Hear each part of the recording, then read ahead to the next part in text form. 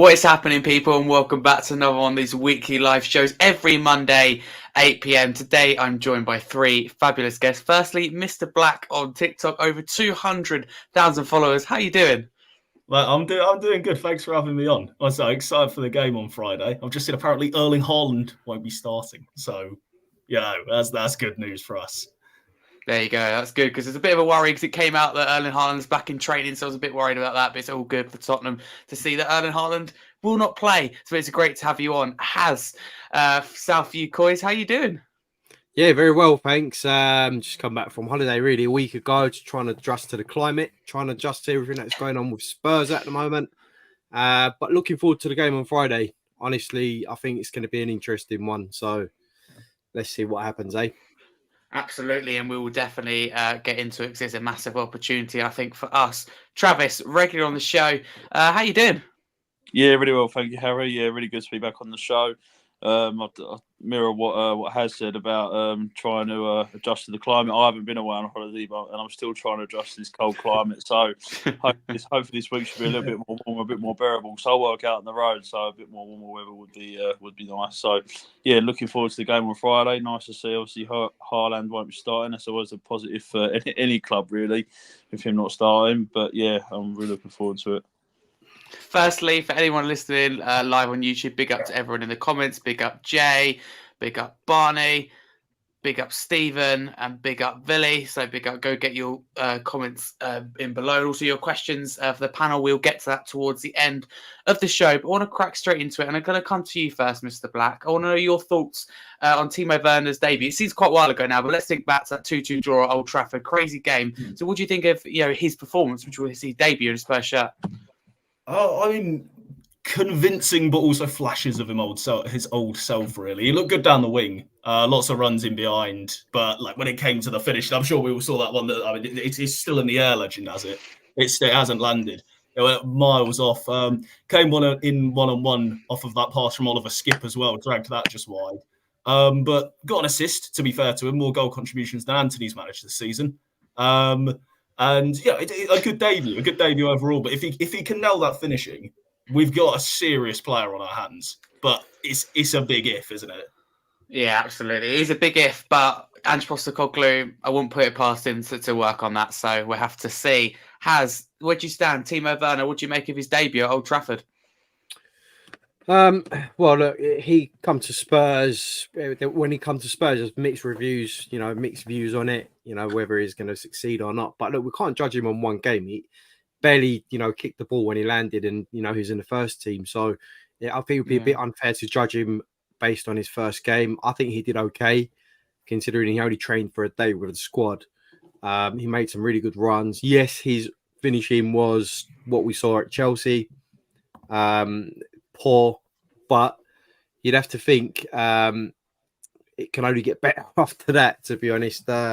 We can only hope that he'll sort that out, and once he's trained with the team, which he has been, I think he might come good, but we'll see. I'm not going to judge him after one game, though. No, certainly absolutely not. No, definitely not. I think it's personally for me anyway. It's one of those signings where you go, there's no risk involved, and there's potential high reward. Makes sense. And if you can work on that finishes, as you say, Mr. Black, we've got some player on our hands. Travis, did you see the game 2-2 against Man United at Old Trafford? If you did, what did you make of Timo Werner's debut? Yeah, I watched the full 90 minutes. Do you know what? I never thought I'd ever see Timo Werner in the Tottenham shirt. And I've always rated him so highly, regardless of how he played at Chelsea. He is such a good striker. He was good at Leipzig. He was always banging in goals against us when he plays in the Champions League. And obviously, you can't judge him on one game. He's come from a completely different league back into the Premier League. I know he's played in the Premier before, but I think once Ange Postecoglou gets his hands on him, he's going to be some player like every other player is in that team at the moment. So yeah, massive signing. I hope we do sign him. Obviously, I know he's on loan at the minute. Obviously, we're paying his wages, and I hope we do sign him and give him a chance. He's 27. He's a goal threat, and he's so quick as well, which is obviously what we need. Obviously, Richarlison obviously hasn't got a lot of pace. So yeah, I think he's a striker we've needed since obviously Harry Kane left. Obviously, we'll never replace Harry Kane, but yeah, brilliant signing and brilliant bit of work by Mr. Levy. It pains me to say that, but yeah, absolutely brilliant bit of business. Yeah, absolutely. I think it makes so much sense. The next individual I want to move on to, which is created a lot of talking points among the Spurs fan base already, and that is Brennan Johnson. So, I want to come back to you. What do you make, to his starting life in the Spurs shirt? Are the questions fair? And where do you stand at the moment with Brennan Johnson? For me, if I'm being quite honest with you, quite brutally honest with you, he's been really frustrating to watch. In the last game, he was completely pocketed by Wan-Bissaka. There's just no end product at the moment. I know he's come up with a couple of assists and a goal, but it's just there isn't much to his game at the moment, and it's really frustrating. You'd think Kula was the one who was frustrating me at the start of the season, but again, he's coming good. He's got a long way to go, Brennan Johnson.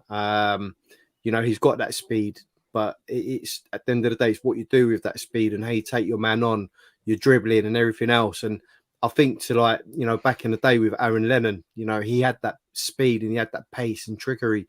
Now you put Aaron Lennon in this team in his prime, you've seen a completely different player. I know it's not Brennan's fault that he's come for the fee that he's come to Spurs with. It's not his fault at all, but he's got to do better. He's 23 years old almost, I think. He's just about 23. Look, he's another one I'm willing to give till the end of the season to see how he comes along, but he flatters to deceive at the moment. I just want to see more from him. We should be seeing more from him. And I just think, when Solomon comes in, is he any better than Solomon? You got to think, like, for me, Solomon's got that sort of quick turn, quick dribble, bang, like he can cross the ball in. I don't know, guys. It's a mixed one for me. I'm not really happy with Brendan at the moment, if I'm being honest. No, fair enough, and I appreciate that honesty. All I will say about Solomon is when I watched him for Fulham, he was best on the left. He could, by all means, play on the right, but yeah, time will tell with Brennan Johnson, but I appreciate the honesty he has. Mr. Black, where do you stand with Brennan Johnson? He has used the word frustrating. Do you think that describes his start to life in the Spurs shirt? Yeah, I think frustrating is fairly accurate, to be honest. I mean, like I said, it's not his fault that he was bought for, was it like £45 million, something like that?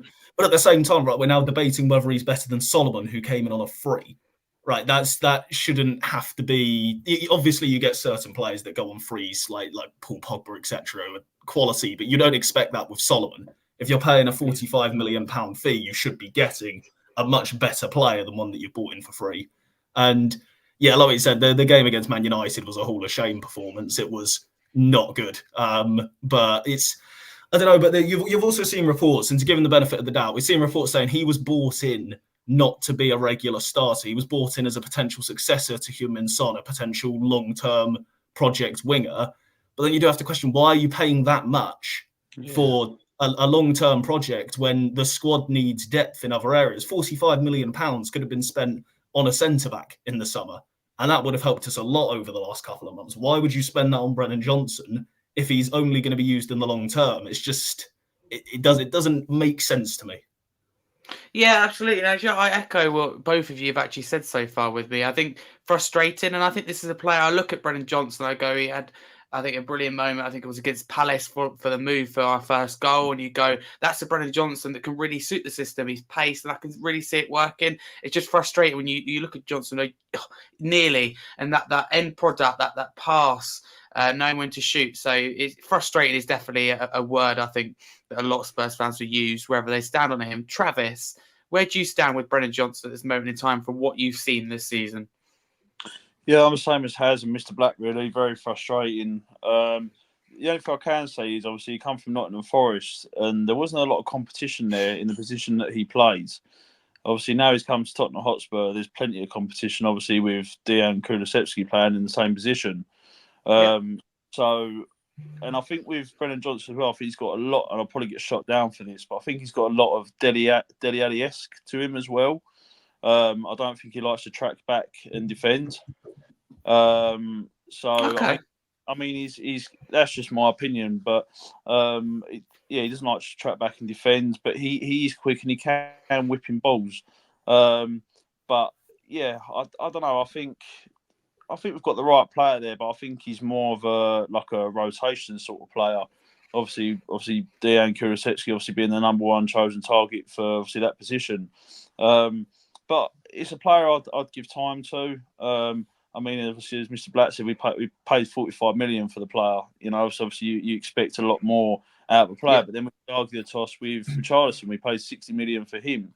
You know, and obviously he hasn't really hit the road running. So you know, you could argue till you're blue in the face about these players, but you know, I think, but you know, he's got the right manager, obviously under Ange Postecoglou. But yeah, very very frustrating, and he does need to start scoring more goals. But I think he has got a bit of essence of laziness to him as well. Okay, interesting. Fair enough. You know, what I will say and will remind fans is that we nearly sold Bale to Birmingham for 3 million. We nearly let Son go based on his first season. Richarlison last season, if we listen to the majority of the fan base, he wouldn't still be in wearing a Spurs shirt at the moment. 6 goals in 6, playing with confidence, playing with a smile. So although it's frustrating what we're seeing, I see a lot of potential. Absolutely, I think we overpaid. I think it was one of those where we panicked and just wanted the player. And we got to that position like, we need that kind of winger. And we did overpay. So, but if you think about it, when Maddison comes back into that team, I don't see Johnson getting in there because Kulusevski goes back on the right. I prefer Kulusevski as a number 10, but you've got to have Maddison in that number 10 role. So it'd be really interesting to see what happens. I see Johnson Percy as more of an impact player, but time will tell. The next individual I want to move on to is Emerson Royale, and this is obviously coming from links, Saudi Arabia, Al Etihad, and they're going to keep trying. And this caused a bit of discussion. I personally don't know why, but I'm open for other people's opinions. Mr. Black, I've got a feeling you're going to be quite keen on this. So talk to me, Emerson Royale, keep or sell, and is there any price you set on him? Nah, I mean, look, I love Emerson Royale. He's half of the reason I've got half of the followers that I do on TikTok, right? But he's in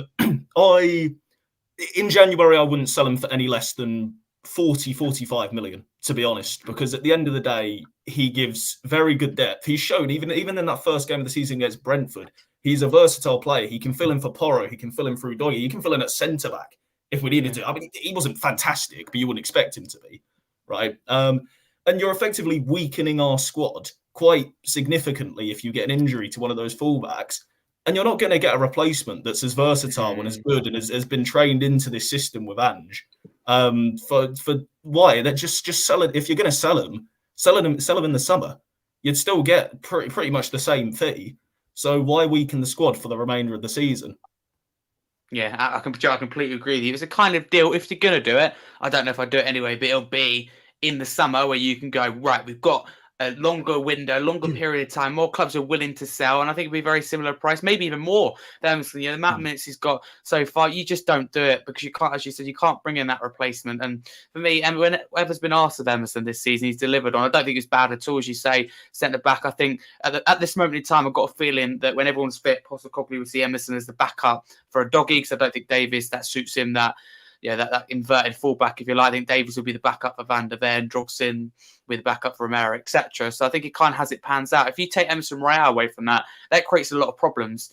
You know, we let Phillips go on loan. I think that's the right move for him, and it looks like already working out. But you can't let Emerson go as well for me. Where do you stand with this, with Emerson Royale? Yeah, I mean, look, for all the... when we talk about Emerson Royale, it's like, again, he's another player that sort of divides opinions because he's a lovable character. Let's not make no mistake about that. He's a lovable character, but is he limited in what he can offer us, or was he limited? Yes. I have to say he's come in and done an excellent job for us in absence of some of our defenders, and you've got to give him credit for that. Do we get rid of him in this window? I think it's... For me, I think it's the wrong move to get rid of him in this window unless we already have a replacement lined up. If we've got a replacement lined up, fair enough. Grab top dollar for him and bring in the replacement. If we haven't, we're shooting ourselves in the foot here because we've already got so many injuries on our books, same as any other team as well, really. But I think at the moment he can do a great job for us defensively. Good cover as a substitute to come in as well.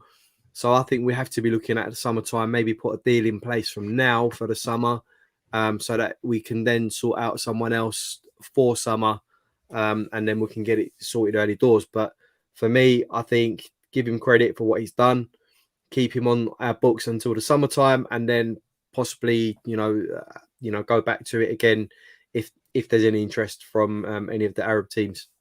Yeah, absolutely. I think Emerson's the kind of player, as you say, you get the right fee from him in the summer. I don't have a problem with us letting him go, providing we bring that replacement in to strengthen. But again, for me, I think about we want to be in Europe next season, ideally the Champions League. Emerson's that kind of player. You can go, you can play 3 or 4 positions. When we've got injuries, look at Newcastle United, they've all been through it where they haven't quite been able to cope with. I think Brighton as well fall under that bracket.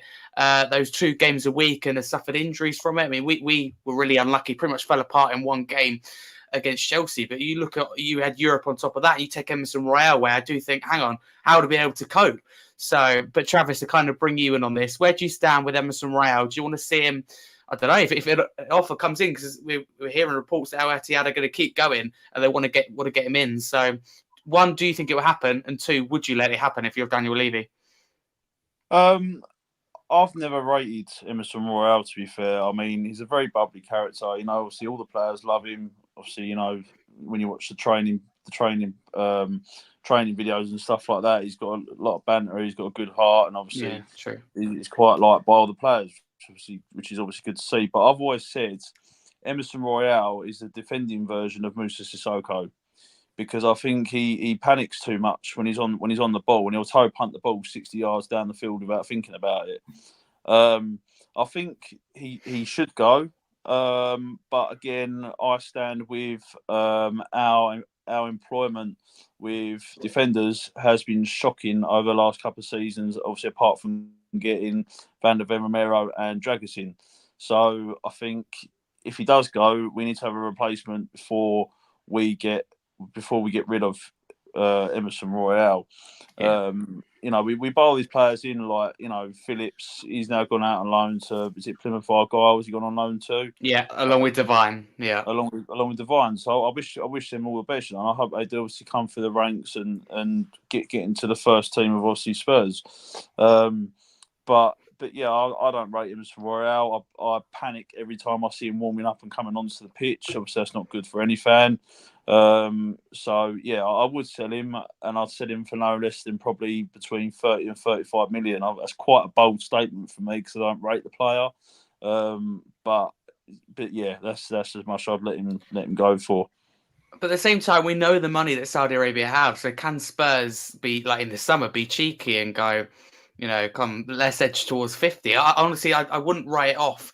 Yeah, they were talking about Salah, 250 million. It's a lot of money. So let's be honest. If the Saudi Arabians come to Daniel Levy and say, "We'll give you 100 million for Emerson Royale," he's going to take their hand off, innit? That is Daniel Levy over. Yeah, bit of add-ons as well. He'll bite their hand off for 100 mil for Emerson Royale. To be fair, so would I. But I think he would take 50. To be fair. Yeah, I don't think Daniel Levy would ever look at the player and how the player feels about the club. I think he'd look at more the money side of things, because that's just how Daniel Levy is, unfortunately. So I don't think he'd care about how the player feels about leaving the club. It'd be all about the money, which isn't a bad thing, obviously. But we will get on to Daniel Levy later, Travis, because obviously I want to talk in a minute more briefly about our transfer window, whether Postecoglou is being backed, etc. We'll get on to it, because again, it's a hot topic. But you did mention both Ashley Phillips and Alfie Devine in there, so that kind of leads me on perfectly to my next point. So coming to you, Mr. Black, focus on those 2 individuals. Obviously, Devine's been recalled from his loan at Port Vale and step up from League One to Championship to Plymouth Argyle, which for me makes so much sense. Obviously, Phillips going on loan. But for both of them, do you think that's the right move for them? And do you think the future's bright for Tottenham? We've got players like this. They're really, really exciting. Obviously, you've got Sarr, in the team, really thinking about the long term. So are you excited for Tottenham, not only now, but in the future?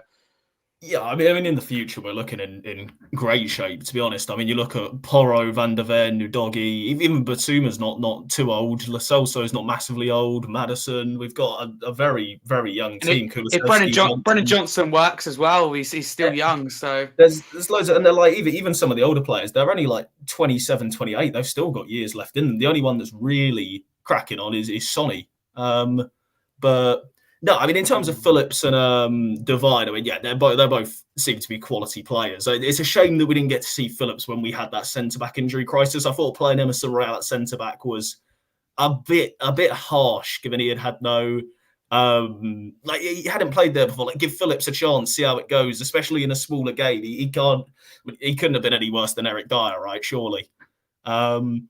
But yeah, no, I think the future's bright for us, especially with the financial fair play situation that's going on and clamping down on profitability rules. Obviously, our stadium being a multi-purpose venue, the amount of revenue that we're making as well, I think the future's bright. We'll be able to spend more than other clubs potentially. I haven't looked into the rules in loads of detail, but that's what I've gauged from what other people have been saying.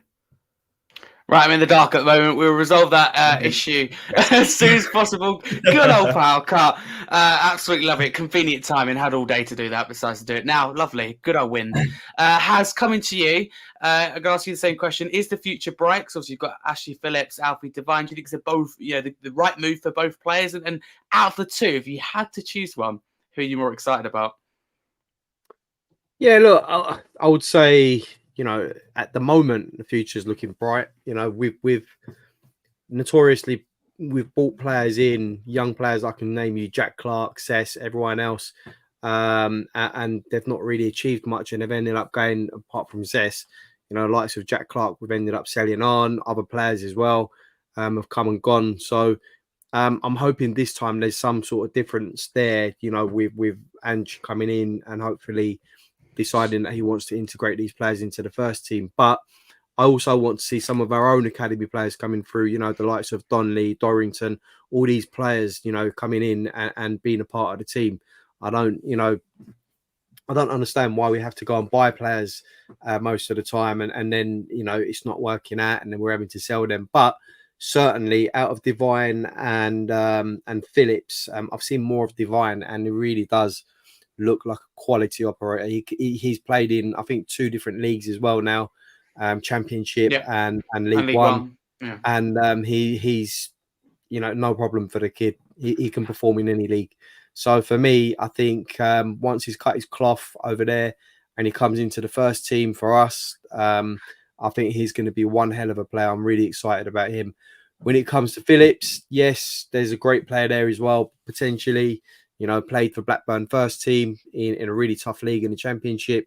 It's going to be hard to break into the team because, now you've got the likes of Romero, Dragusin, Van der Ven.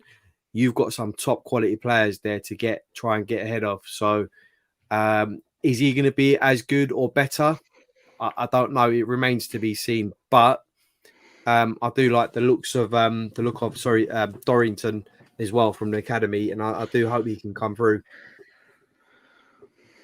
Yeah, absolutely. And I think we're in a position at the moment where, for me anyway, we're in a really strong position. Financial fair play, the stadium, all of a sudden where clubs are struggling, I think we'll really profit from that, literally.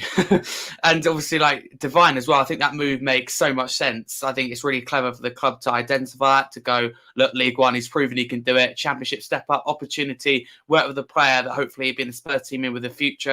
I don't know how long that'll be, in Alfie Divine. And just what you hear, in particular about Phillips, but about both, because obviously Divine's only played 1 game, 1 assist, is, for me, really, really promising. And it's absolutely great to see. And Divine's already proven he can do it in the Championship. Phillips looks good to me, so all good. My end. Travis, coming to you. Have you watched Ashley Phillips and Alfie Devine this season? Obviously, Devine, Port Vale, now at Plymouth, and Ashley Phillips Plymouth as well. Have you watched either of them? If so, who are you more excited out of the two? Because obviously Phillips centre back and Devine midfield. I haven't actually watched either of them since obviously they moved to Plymouth Argyle. I don't really watch them sort of matches. My dad does, but I don't watch them. I don't really get time.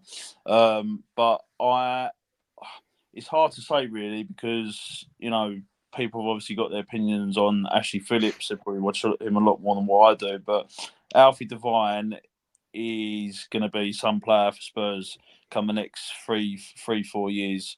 I think he's going to really do well. And come through the ranks and be quite an exciting player to watch. So yeah, that's all I can say about it really, because I haven't really watched him as such. So apart from Alfie Devine, when I think he come on maybe once or twice a few years ago for one or two of the games. Can't remember what games they were now. But yeah, No idea. But probably Yeah. Alfie Devine. Yeah. The future's bright, that's for sure. I think we can all kind of say that. Now I want to move on to our transfer window.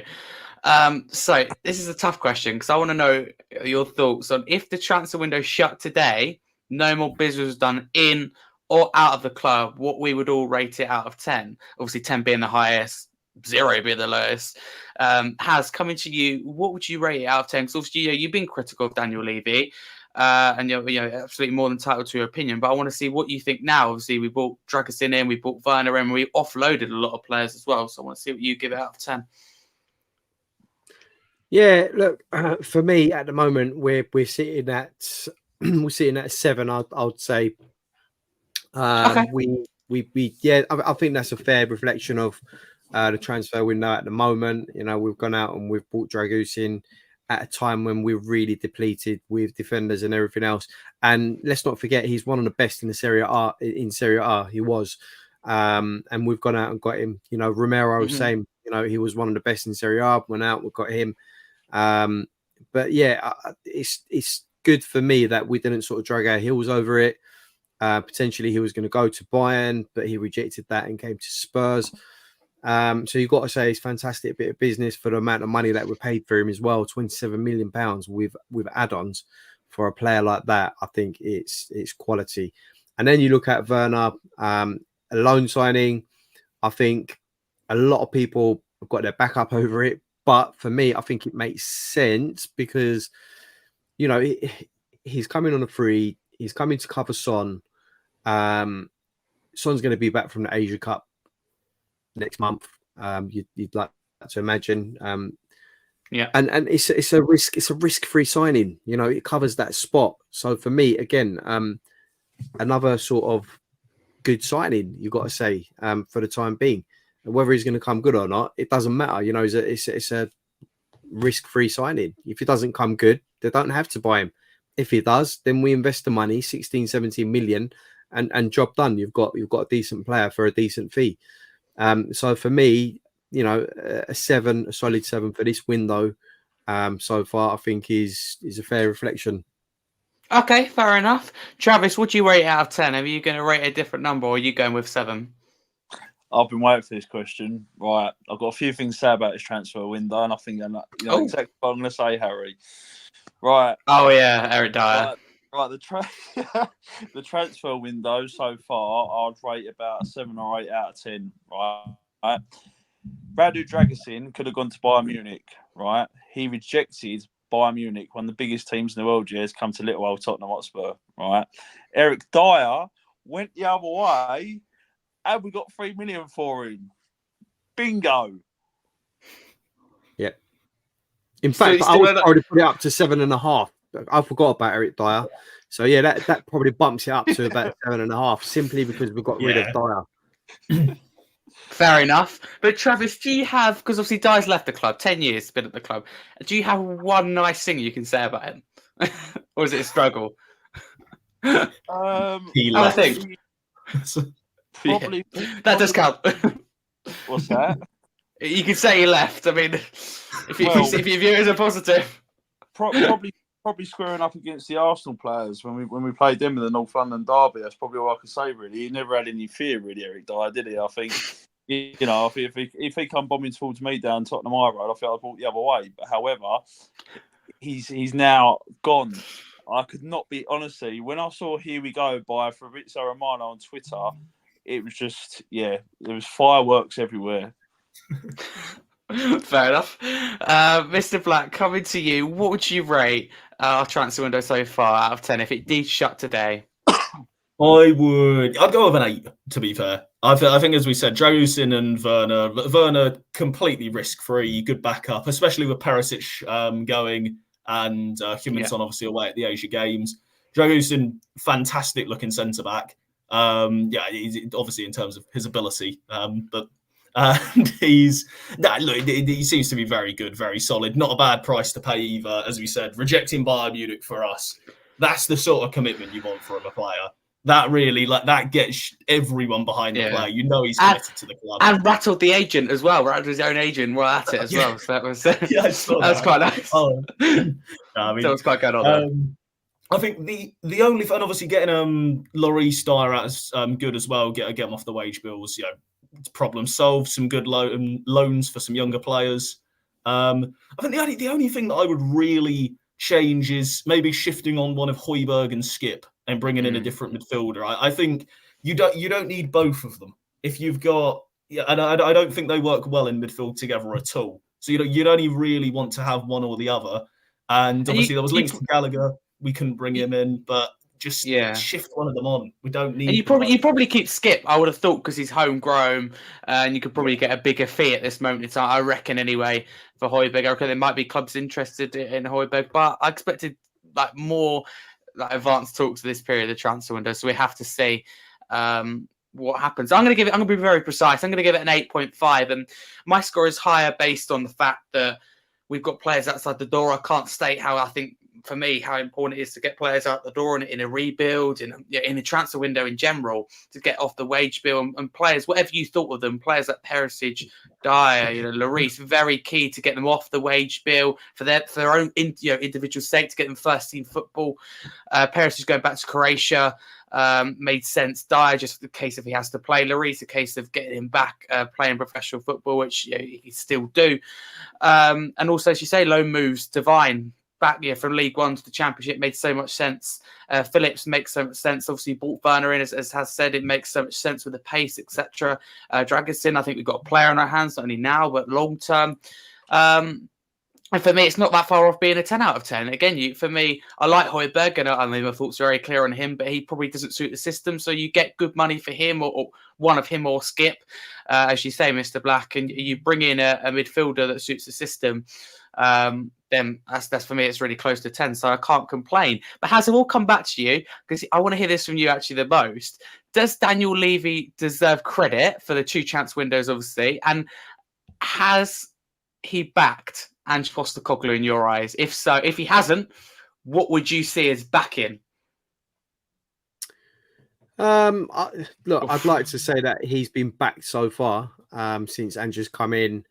He's brought in some quality players, the last one being Dragusin and the Werner signings. But I think he has been backed sufficiently during his time. Let's not forget, he's only been there for 6 months. So we can't, expect Levy to go out and spend millions and millions on players in 6 months. So what we've brought in so far, I would say he's been backed, but we just need to follow that up now. Just from experience, we've seen it time and time again where, we haven't struck whilst the iron's hot. We went through 2 transfer seasons without signing a player when ideally what we should have done is strengthened to sort of, keep the ball rolling, and we didn't. So, let's see what happens at the end of the season, who we bring in the summer. If we're committed to sort of achieving something, then we'll definitely spend in the summer. And it's up to Daniel Levy to prove me wrong, but I can't trust someone who's been at the helm for over 22 years and failed at that final hurdle every time when it's mattered. So for me, there's a lot of stuff that he's got to get right still, but so far since Ange's been here, I'd like to say that he has been back sufficiently with players, with the likes of with Werner, Dragusin. Brennan Johnson was another one that he wanted. So we've got to give it time. We've got to give it till the summer at least and see what happens and who we bring in and who we get rid of. Yeah, absolutely. Well put. Thank you, Hazard. Again, I really do appreciate your honesty. Mr. Black, where do you kind of stand? I want to actually where you stand firstly in Daniel Levy generally, and has Postecoglou been backed? And does Levy deserve credit for that? I don't like Daniel Levy, I'll be honest. I mean, seriously, let's just be realistic about the last however many years, 10, 20 years. It's not been good, right? Even down to like Pedro Porro last year on deadline day, we had a here we go from Fabrizio, and then that got reversed. Like, when's that ever happened? It's Daniel Levy. It's one of the only times it's ever happened. And even with Dragusin, I think he got lucky, right? Had Dragusin chose Bayern Munich, which was completely out of Daniel Levy's control, we would have been in uproar. We would have, and had Romero's injury been slightly worse and been out for a few more weeks, we would have been with Emerson Royal as centre back for another. So he could have been centre back for the Man City game coming up if Dragusin didn't choose to go to us. So I think there's elements of luck from Daniel Levy, but in terms of Ange Postecoglou, I think he's been backed. I mean, you look like Mickey van der Ven, James Maddison, Brennan Johnson he wanted. Yes, we overpaid, but it's someone that Ange wanted and it's someone that Ange got, even for a big fee. Vicario, again, fantastic signing. Got the centre-back in Dragusin, got Timo Werner as backup for Perisic leaving and Son at the Asia Games. I mean, especially in comparison to the previous managers, he's definitely been backed. Yeah. Well, Mr. Black, you only got to look at the defenders that we've brought in now compared to what we had a couple of years ago. Now we've got the likes of Romero, Van der Ven, Dragusin, as cover. We've got Davies and everyone else. You know, we've got a really strong. Well, we've completely changed the defensive line almost. So you've got to say, just with that, he has been backed sufficiently. Yeah, absolutely. And getting rid of Dyer as well. Yes. Yeah, I mean, our defensive glow-up is, over the last few years, is one of the biggest glow-ups I've ever seen in football. I mean, seriously, to go from Dyer, Sanchez and Tanganga in a back three to having Romero, Van der Ven and Dragusin as backup is just like, I mean, that's unbelievable, right? Especially Porro and Udogie, they weren't here 2 years ago either. And Mr. Black, you look at when we've got our midfield, all the midfield fit, the options we've got there in Sarr, Basuma, Bentancur, Lo Celso, Maddison. That is, if you think about it, quite scary, the options. Obviously, they're never going to be fully fit for the whole season. That is just not going to happen. You get very rarely have them all fit. But just think of that of options. For me, if I'm in the opposition, I go, God, I don't know who's going to play here and what position is that kid going to play in. So it's quite a frightening thought. Travis, before we do move on, because it is a Manchester City preview and we spent the majority of it talking transfers, you expect that though during the transfer window. You can blame me for that. Travis, I will come to you. Are you going to give Daniel Levy any credit at all? And has Postecoglou been backed? Listen, I hate Daniel Levy with a passion. Right, I can't stand the bloke. Right, I think he's completely turned our club inside out for the last God knows how long. And I stand with that, no matter who he brings in. Although, yes, I do strongly believe that Ange has been backed by him. Obviously, getting in Dragusin, Van der Ven, Werner. So, but why?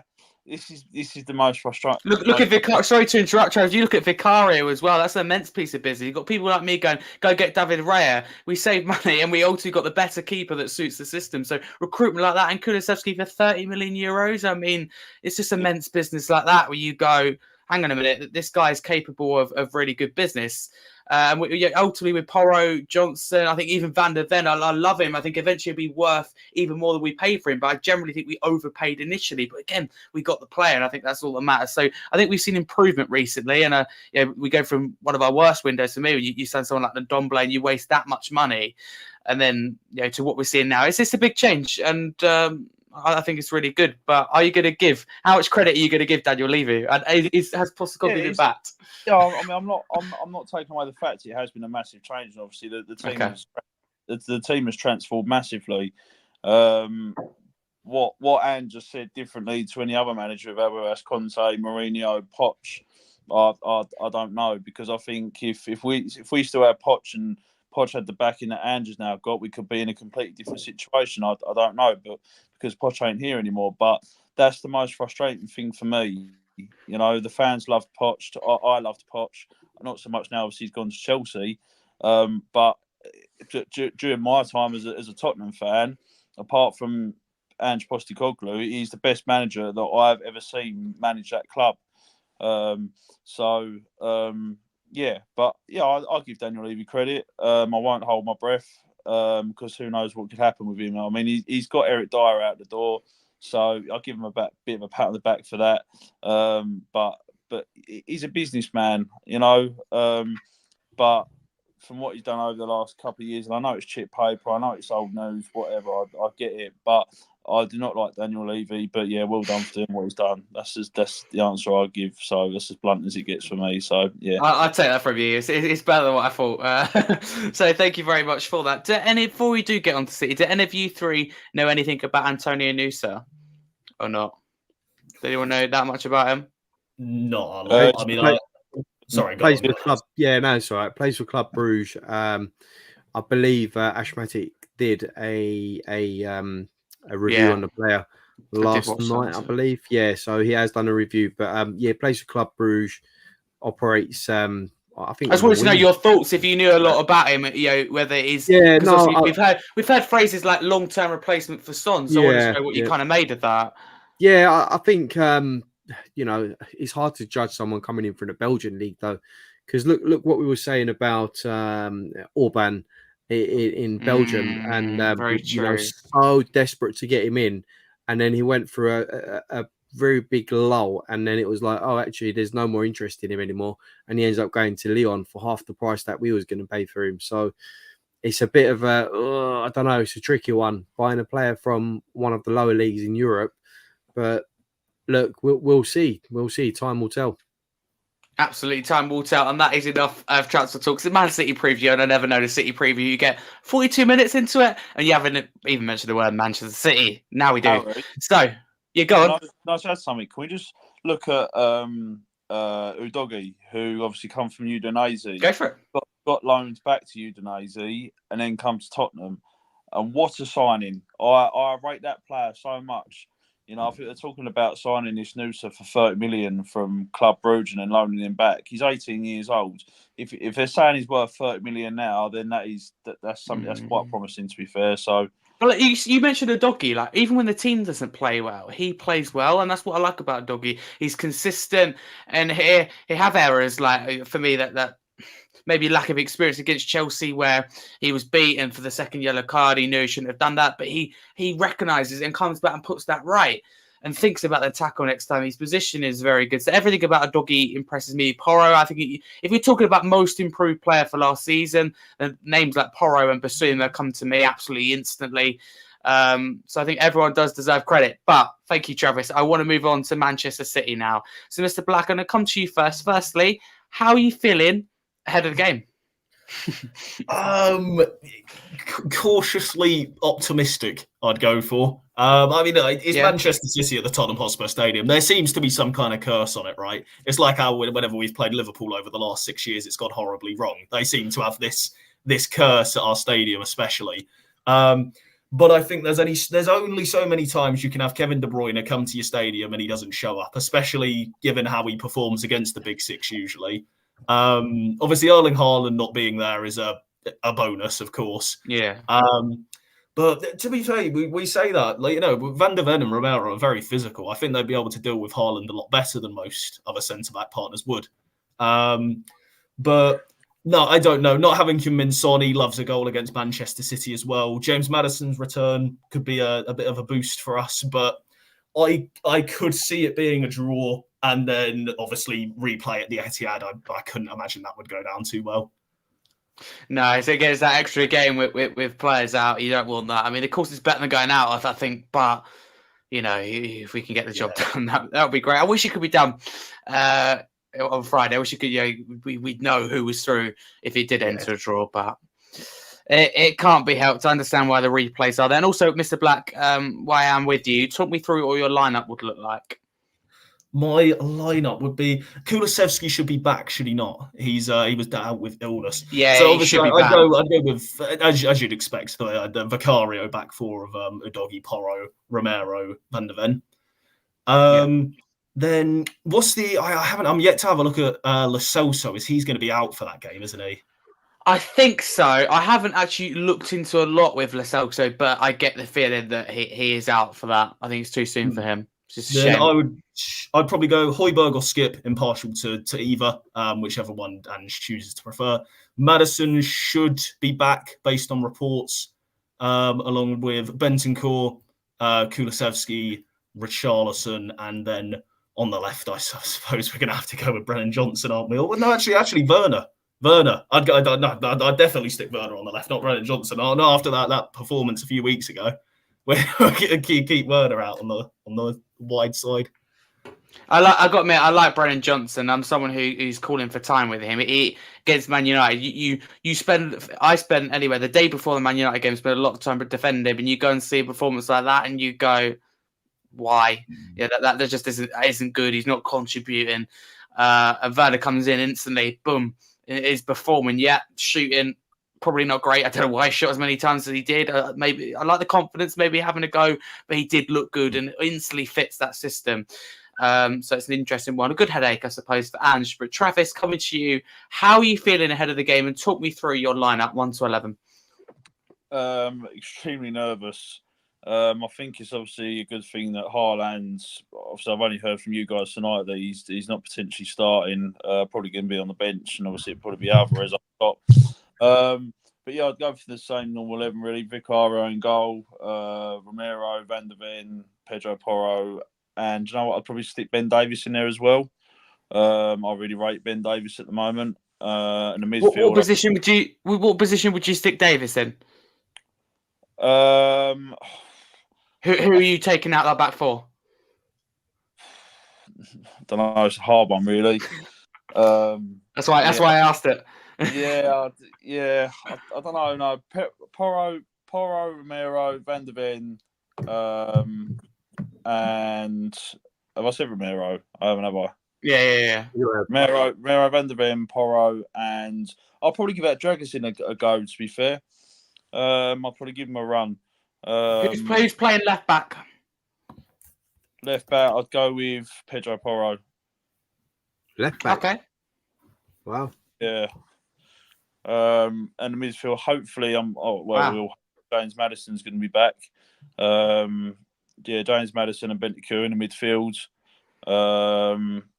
Stick Werner out on the wing, and Richie up top.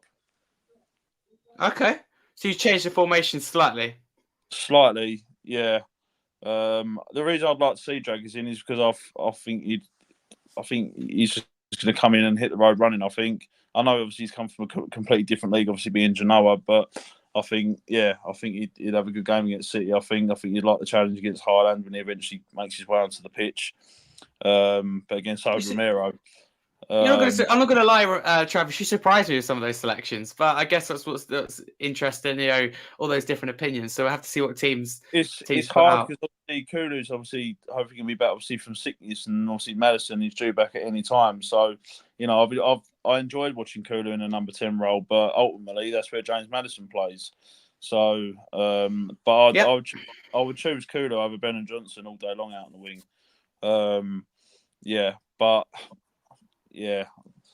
Okay. I'd like to see two up top at some point as well. Obviously, Sonny's obviously out the age of games, but yeah, I don't. Sorry, Travis. Can I add a quick question in there? Because obviously you mentioned that, and comes under for me the bubble of rotating and trying something new. When is the right time for that? Do you do it in the FA Cup? Obviously, you haven't won a major trophy for 15 years. You do it in the league and risk potentially not getting top four. When is the time that you do that? I'm really interested because I agree with you. You want to try these things, but when is the time to do that? I'm interested to what you think's best. I don't think there is any right time to do it, but we want to play attacking football. Obviously, that's what Ange obviously wants to play. So yeah, I don't know. It's going to be a hard one because obviously it's Manchester City. You sit at the top of Hotspur Stadium, where obviously Mr. Black said there's obviously a curse obviously lingering over the stadium when Manchester City come to town. They are due to beat us. Davis is injured. Okay. Yeah, he's done his hamstring, didn't he? Oh, okay. There we go. But yeah, the two centre backs I'd go with Romero and Dragusin.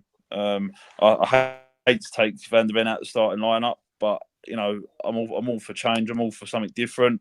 So you'd give him a rest because obviously you've got Brentford Wednesday. You'd rest him because obviously he's just come back from a hamstring injury. Is that what you're thinking?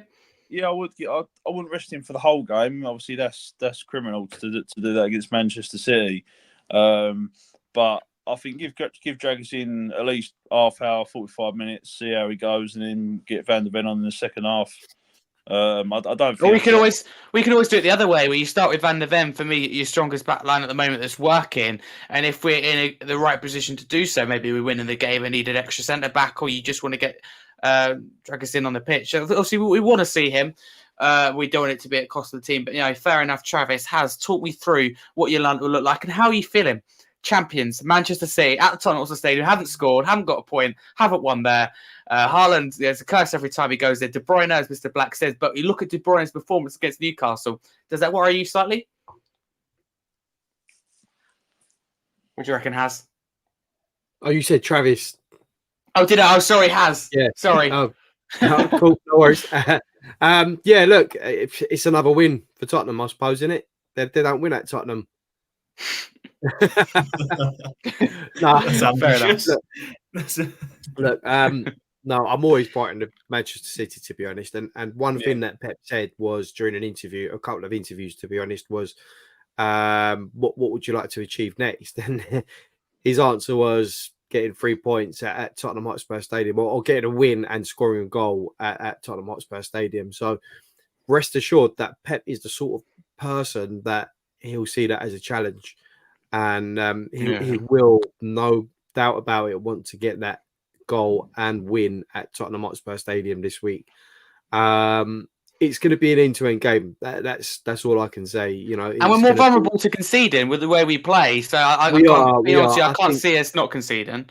Yeah, I think Manchester City will break their duck. I think they will get a goal this week. I'm sorry to say, De Bruyne has come back and he's actually looking really good. And they've really taken their time with him coming back. They haven't rushed him back or anything.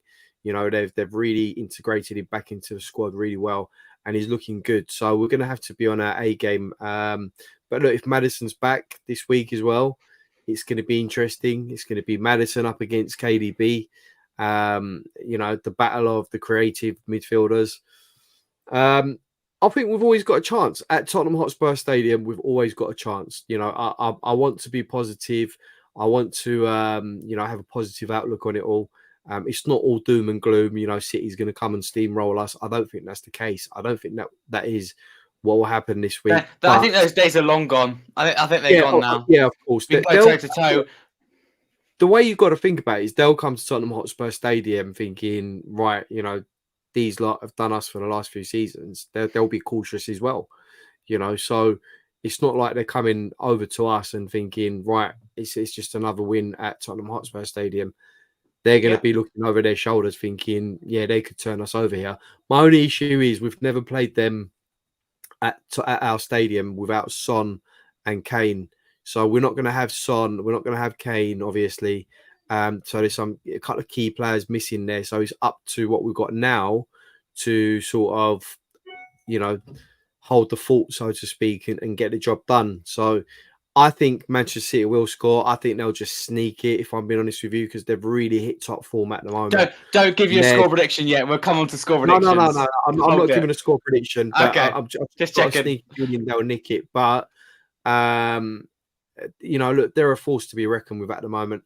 They've come to that point in time now where they're getting wins convincingly without having key players on the pitch, i.e. Haaland, before that KDB. They're getting the job done without key players. So that tells me they're a team in form at the moment. So look, it's gonna be interesting. Look, for me, I would go with the strongest possible lineup, I think, and sort of learned his lesson with that early lineup against Fulham in the Carabao Cup at the beginning of the season. And I think he'll go out and put the strongest team. So for me, Vicario, obviously, what a signing for us. Best signing. I would put him ahead of Maddison as our top signing this season. Honest to God, okay. Only based on the fact that Maddison's been out injured for a while. Yeah, no, fair enough. If Maddison wasn't injured, it'd probably be close to taking that title. But Vicario has been absolutely immense for me. Sorry, but it really has been. Yeah, he's been good. So yeah, Vicario, Porro. I mean, the back line is the back line, isn't it? Romero, Van der Ven. and at left back, Dogi. Madison, I'm really hoping he comes back because I'm desperate to see him play with Bentancur in that midfield. That is the two that should be starting for me, and Bissouma when he comes back as well. With that trio, I mean that's got to be up there with one of the best midfields in the league. But yeah, those three, I mean, would be fantastic. But yeah, I think it'll be Bentancur, Madison, and either one of Højbjerg or Skip. I think it'll be Højbjerg based on experience and pecking order, because there is a pecking order. Let's not forget. And then your front three. What's the Kulusevski situation at the moment, guys?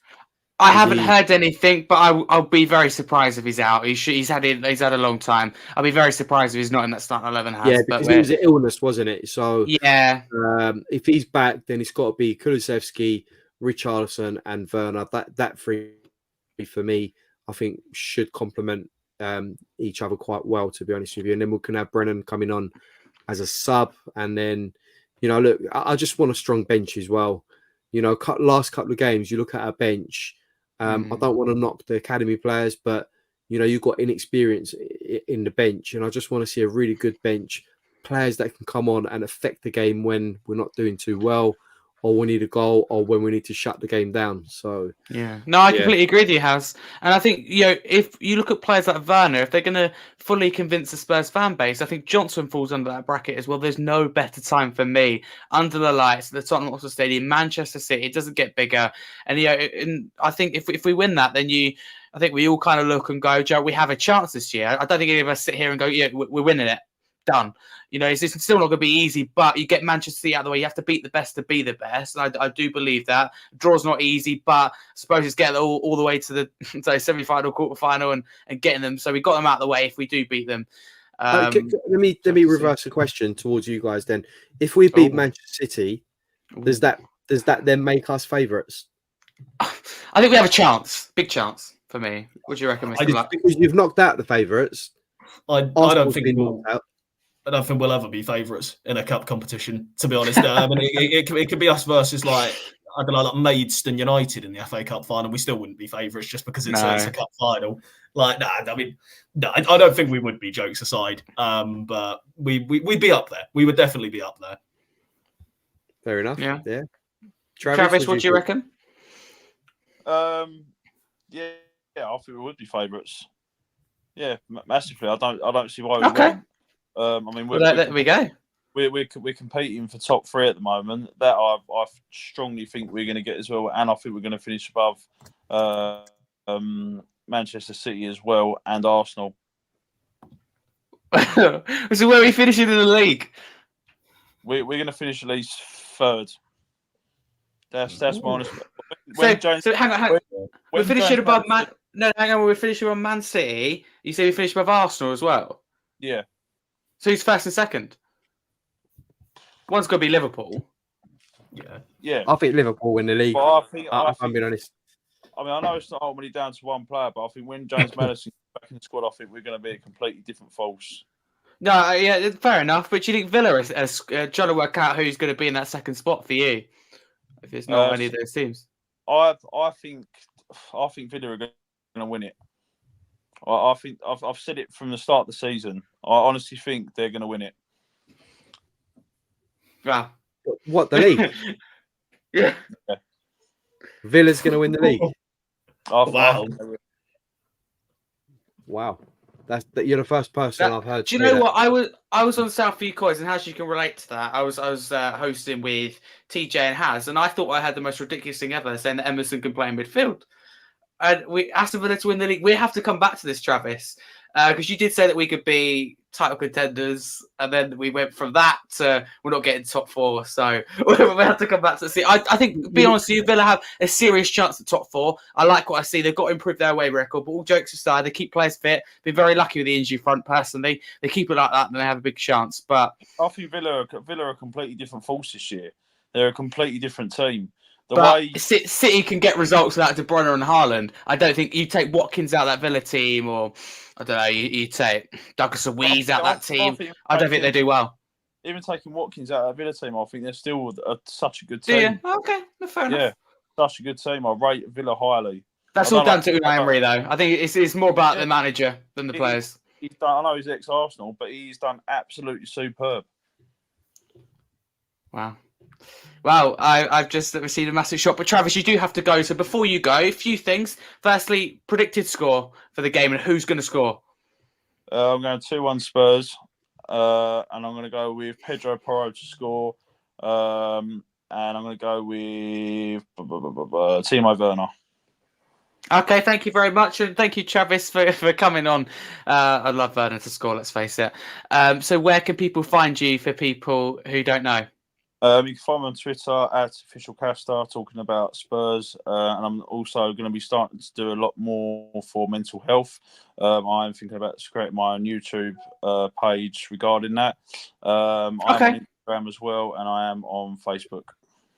Oh, excellent, Travis. All the best. I'll see you later. Brilliant. Take care. Cheers, boys. Thank you. So see you later. Wow, Villa to win the league and Porro to play left back. Let's just see what world I'm living in at the moment. Wow. Yeah, absolute massive shock. Mr. Black, coming to you. What would your predicted score be and who's going to score? No more shocks. No. Okay. For me, it's 1-1. I think Timo Werner's going to score. I'd like him to score. I mean, I've said it before. He actually has more goals at the Tottenham Hotspur Stadium than Manchester City, and he doesn't even play when he's playing for us. He wasn't even playing in the same league. It's like, but no, look, I'd love for him to score. I think he will. I think he'll have a good game. But ultimately, Manchester City are going to score eventually, right? And I think with Kevin De Bruyne back on the form that he is, I think that's going to take us to a replay at the Etihad. I think you don't even really want to have to play that replay. I think we'll get knocked out in the replay. But the fact that we even have to do that is it's a drain on the squad, having to play such a big game against such good opponents twice. But yeah, I'll go with Timo Werner to score and Kevin De Bruyne. Yeah, we'll put it past Kevin De Bruyne form he's in right now, coming back from injury. What is your score prediction and who's going to score? Yeah, for me, I think there's going to be goals in this game, if I'm being honest. I think it'll be 3-2. I personally I just think Manchester City will edge it. They're just this machine at the moment. As much as I hate to say it, it's not me not supporting the team. I'm just trying to be a bit realistic here. Yeah, no, that's completely fine. That's why we do score predictions. Yeah, but look, part of me thinks, will they take it seriously? You know, are they going to go all out for the league because they're falling a bit behind? You know, Liverpool, Arsenal are there as well this season. I think if they do take it seriously, I think it'll be 3-2 Manchester City. I think De Bruyne possibly gets a goal. I'm just going to put this out there. Maybe Rodri to get one from long range. But yeah, I'm not sure about Werner scoring. I think Richarlison might get one. And Kulusevski always likes a goal or two against Manchester City. So I'd go with Kulusevski to get a goal as well. But 3-2. But it's a big if here. If Manchester City decide not to field a strong team, they're not taking it seriously, I do think we could get a result. I don't think Ederson will start though. Pep loves his second goalkeeper he loves to alternate the keeper. If there's anyone who does that, I mean, Klopp does it a lot with Gallagher, but City, every opportunity they can, will do it. So I think we see that. Can I just say, Jay, this predicted table at the end of the season, I'm more than happy to go with this because Jay says, if people can't see it, listening after on Spotify and Amazon Music, Jay says Liverpool first, City second, Spurs third, absolutely take that. Fourth Villa, fifth Arsenal. I mean, that's for me the cherry on top. Sixth Newcastle United. I absolutely love that. Score prediction: Barney's going 2-1 Spurs. I'm feeling positive at the moment because obviously I'm going. I think it's going to be an excellent atmosphere. I recognise it's a really big game. I'm going to go with 2-1 Spurs. I'm feeling confident. If you ask me Friday morning, I'll probably go, we're losing this. City is too strong. But at this moment in time, I'm feeling positive. Villy says first City, second Liverpool, third Villa. Travis is on to something. I've already said this. Fourth Spurs. Good predictions, Jay. Yeah, I hope Jay is absolutely spot on. Before we get on to the questions that people put forward for the podcast on X or Twitter this morning, I've got a really hard question. I mean, it's hard anyway, but I made it extra hard this week. And it's how many points will we get from our next 8 Premier League fixtures? There's 18 points available. Usually I do the next 2 or 3 games. But yeah, a lot of people said how it was tough, so I thought I'd make it even tougher. So our next 8 games are as follow. And this is just Premier League, by the way. Brentford at home, Everton away, Brighton at home, Wolves at home, Chelsea away, and Crystal Palace at home. That is Brentford at home, Everton away, Brighton at home, Wolves at home, Chelsea away, Crystal Palace at home. Wow. How many points we get out of 18? That is tough. Right. So I think Brentford, we'll get 3 points. Everton away. Everton's playing really good football at the moment. Yeah. I think it might be a point there. Tottenham, Brighton. I think 3 points at home. We want to get that revenge against Brighton, and we'll have most of our players back as well by then as well. Tottenham, Wolves, another 3, so that's 10 at the moment. Chelsea, we've got unfinished business. I'm going to go for a Tottenham win. I'm going to go for a Tottenham win at Chelsea. I think we're gonna do them at Chelsea. I think. So that's 13 there.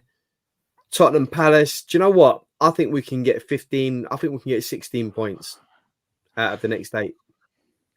What's that? 1, 2, 3, 4, 5, 6, 7, 8. I think 16, 19 points. I think we can beat Fulham as well. Of course, yeah. That's the 9th game. So there you go. 18 points out of 18. Stephen says, "Well, will we be title contenders? I wonder if we get 18 out of 18." I hate that discussion. I mean, we're 8 points off Liverpool, but that is title contender for Mr. Black. How many points we getting out of those 18? I reckon.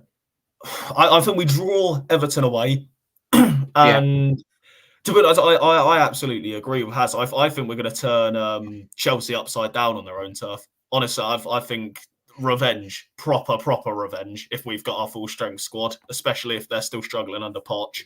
And other than that, I honestly think we could win the rest. We should be like, if you want to get top 3, if you want to get top 4, you've got to be beating Brentford, Brighton, Wolves, and Crystal Palace all at home.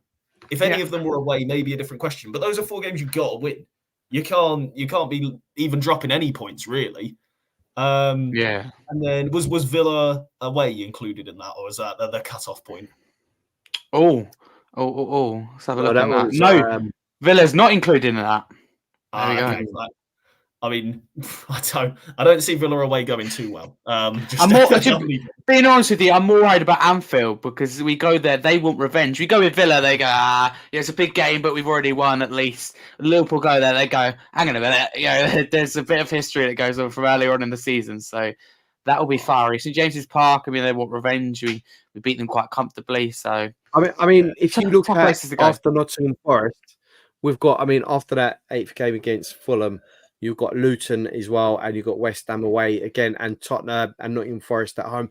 We've got next 10 games is probably one of the most easiest looking runs we've had for a while. But then you look at what's coming after Forest, you've got Newcastle away, then you've got Man City at Tottenham, then you've got Arsenal, the North London derby, and followed by a trip to Liverpool. Those 4 games could be like season defining, in my opinion. That's a scary time, isn't it? We'll worry about that when we get to it. Yeah. Wow. But moving on to the questions that people put forward on the podcast on Twitter this morning, because there's quite a lot of them. So thank you very much. Firstly, for the questions. But secondly, for your patience. We need to do a double over you, Barney, just so I can do another video to send to you. Because I went to, if people don't know, I'd done a tour show around Fulham the day after we got knocked out on penalties, so that hurt a lot. So I still haven't forgiven you for that Barney, for rubbing that in. But Mr. Black, I give the first question to you from Barney, speak of the devil, saying thoughts on team momentum in the last few games and who could prove crucial against Man City in the Cup. So if you could choose one player, who will stand out? I think team momentum is fantastic, especially given the disruption to our season. I think we've been very good. But in terms of one player I think is going to stand out, I think I know you've said one, but I'm going to go with either or Werner or Kulusevski. Son out, Kane out, as we said. We've had at least one of them, usually both, whenever we've played Manchester City in the last, recent years. Someone needs to step up. And I think it's going to, Kulusevski, as has said, loves a goal against Manchester City. Timo Werner's coming. He's got something to prove. It's got to be one of the wingers, I reckon. Okay, thank you very much. So we've got this big paragraph from Stephen Benton. I know you're listening, Stephen, so big up to you. Lots of questions in here. We will answer them all. Has come to you first. The first question for Steve's essay says, with Noosa coming potentially in the summer, plenty of wing options, but will the centre forward option look like for you? What will it look like? Do we still need to go out there and sign another centre forward? And if so, what does it look like? Yeah, I think we'll have a very good question. You've got to look at the outlay on Richarlison and think, do we stick with him? Do we twist? What do we do? We've got a plethora of wingers if Noosa comes in as well. But for me, I still think we need to, if we're going to continue with this rebuild, I think we still need to go out and get a solid goal scorer, someone that can be a backup to Richarlison, because not a backup, but someone who could come in and do a job for us as a first team player, not just as a backup.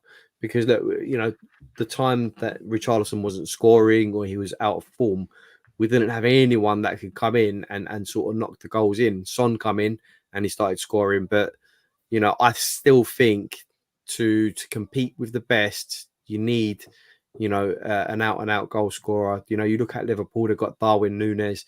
You look at the likes of Man City, they've got Haaland. You look at Chelsea, when Nkunku's back, they've got Nkunku. So you do need, I think, in my opinion, someone that can come in, an all-out goal scorer. Yeah. I think I'm not too sure that we can play with,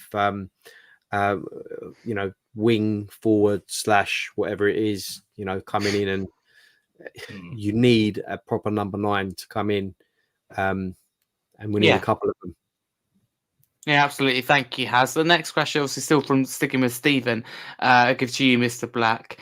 Stephen says, could Werner be signed permanently? Can you see it happening in the summer, or do you think it's just it's good to have that, obviously, in there, around 17 million? Do you think it will be activated? I think it depends on two factors. One, Brennan Johnson's performances, and two, Timo Werner's performances, obviously. If Brennan Johnson really steps up his game and shows that he can be a starter and he can be chosen over Werner, then maybe it makes less sense to keep him. But that's a big if. I think, yes, most likely he will be signed. It's £15 million, 17 million euros. Yeah, around that. He's only 27. He can still, be a fantastic player for £15 million. I don't see why not. It would really have to be Brennan Johnson's fantastic and Timo Werner is absolutely awful. Okay, fair enough. And it has the next one again for Stephen. I'll give to you. Could Richarlison be sold, and would you sell him? And what position do you see Brennan Johnson being best suited to? So 2 questions in there. Would I sell Richarlison? Ask me that at the end of the summer. If he's knocked in 20 goals by then I'll say to you probably not. But I just don't see. I know he started to score a few goals here and there. I just don't see him as an out and out goal scorer. And I think we need someone that's out and out. For me, I think I can see him being sold if someone comes in and says there's 50 million from Saudi or wherever. That everyone's got a price tag. But if there's someone better on the market that we can go for, I can see him being sold, if I'm being honest with you. I've never truly rated Richarlison, if I'm being honest. Even when he was at Everton, he was a problem. But again, he wasn't scoring 20 plus every season. If we are to compete, and I say this again, if we are to compete for silverware, for the league or anything else, you need top quality up front. For me, he's just a bit below that quality that we need, if I'm being honest with you. And I think if the price is right and someone comes in, I think he can be sold. And what was the add-on question to that, please, if you can remind me, Harry? Oh, let's go back. The add-on question from Stephen. Oh yeah, about Brennan Johnson. What position do you think will be best for him? Can he play that centre forward role? In my opinion, I don't think his shooting's not good. If I'm being honest with you, even when he was at Nottingham Forest, I know he banged in a few, but for me Okay. to be a forward, I don't think he's got the capability to score when he's given great opportunity. So for me, the best position I've seen him play at Spurs is probably left wing, when he's teamed up with Sonny, and perhaps Maddison when Maddison was there as well. On the left, he was a problem, and I'd prefer to have him on the left. However, you've got Werner there now. You've got Son to come back. You'd like to think, where is his natural position going to be? So yeah, but in a nutshell, left wing for me, it has to be. Out on the right, absolutely useless on the right, in my opinion. Yeah. I'm not going to make Fair my enough. own about it. Yeah. I appreciate your honesty. Mr. Black, a question from Ash. Pick up Ash, because you apparently missed your question last time, so apologies for that. Ash says, what do you think about Lo Celso and Devine for next season? Do you think they could play a really key part? I don't see Devine playing a key part and too soon. I think give it 5 years. I genuinely think the man has potential to be one of the best. Right? He looks very, very good, but I think he's just a bit too young. He's not quite developed enough. It needs a little bit more time. Lo Celso, he's a difficult one, right? Because at the start of this season, he had the same number of goal contributions in the Premier League as Alisson. Alisson's a goalkeeper, and Lo Celso had been with us for 2.5 years. So that's that speaks about how good he was. But he was very impressive when he filled in for Maddison this season, to be fair for him. But at the end of the day, I think if you're holding on to Bentancur, Sarr, Maddison, Basuma, obviously Kulusevski can play that 10 as well. I just don't see Lo Celso getting in as a proper regular starter, really one of the best in the league. I don't see it happening. Okay, fair enough. Thank you. How's it come back to you for the next question from Billy? So big up, Billy. If you are still listening, I definitely saw you in earlier and contributed in the chat. Billy says, what do you think? This is really interesting, actually. What do you think? Is Ange only a one-trick pony, tactic-wise? And is it going to be a problem if he is later on? Does he have a plan B, basically, Haz? I like this.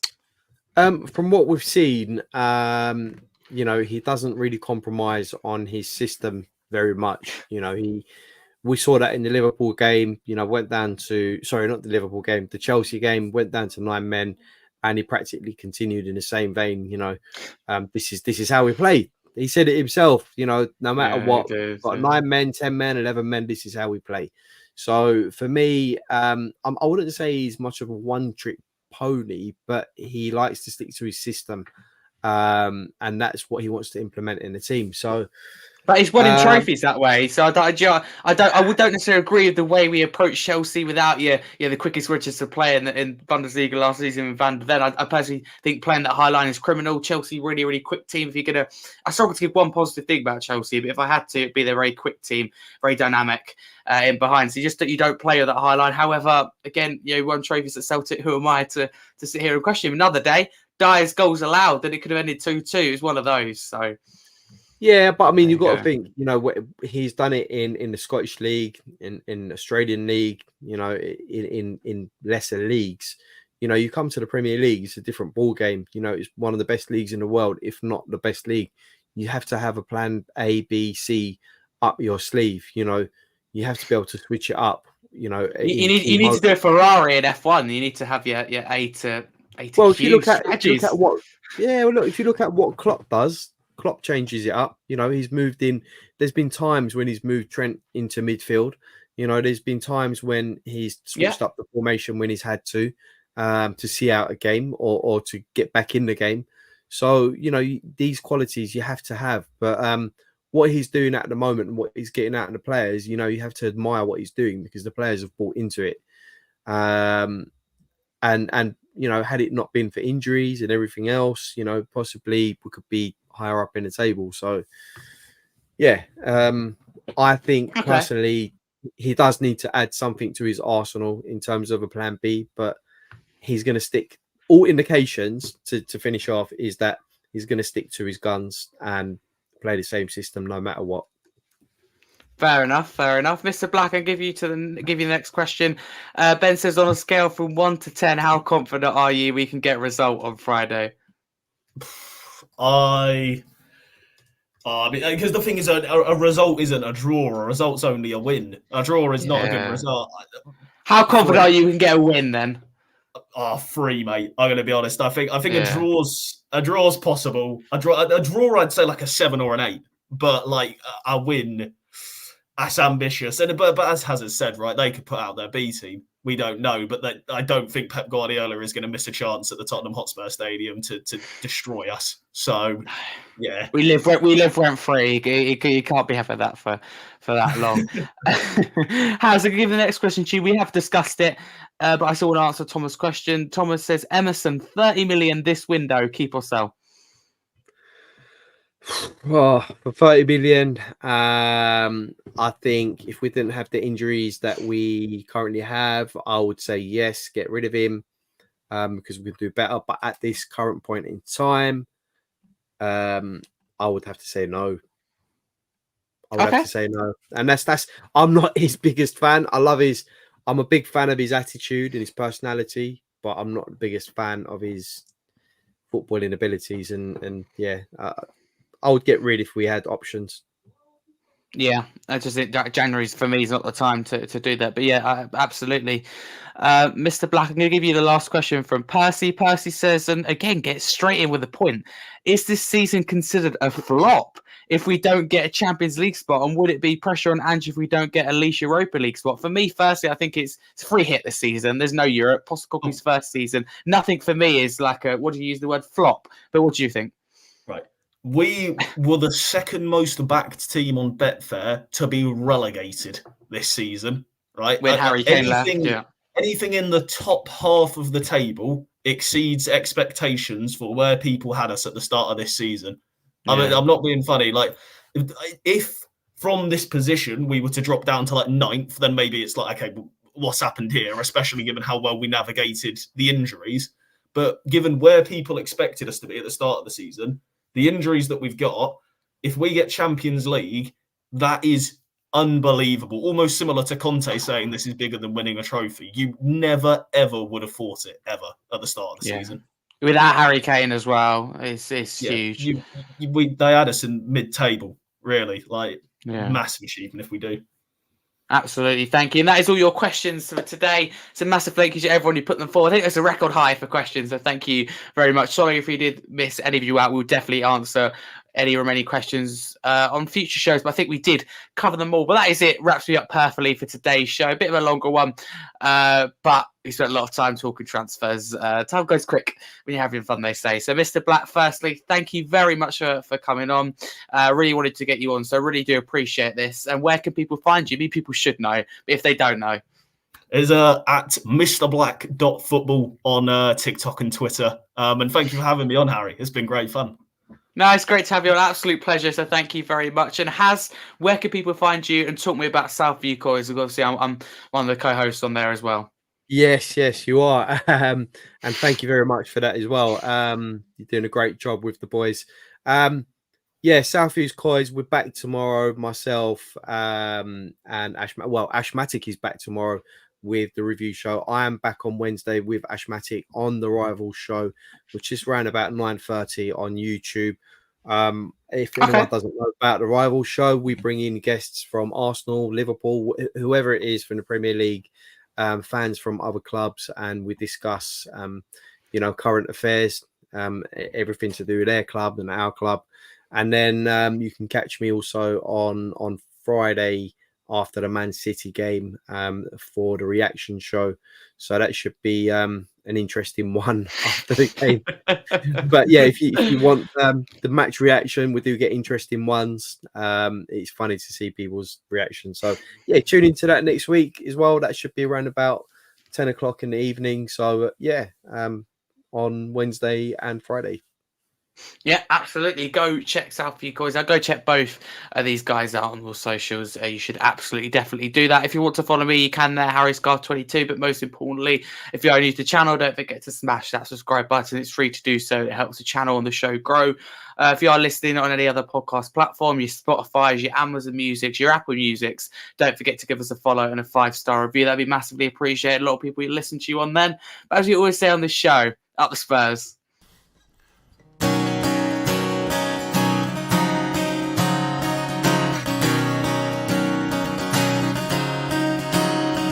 were working as a manager at Celtic Park when we met you. We picked you out, you shook us up and turned us around. You've turned us into something new.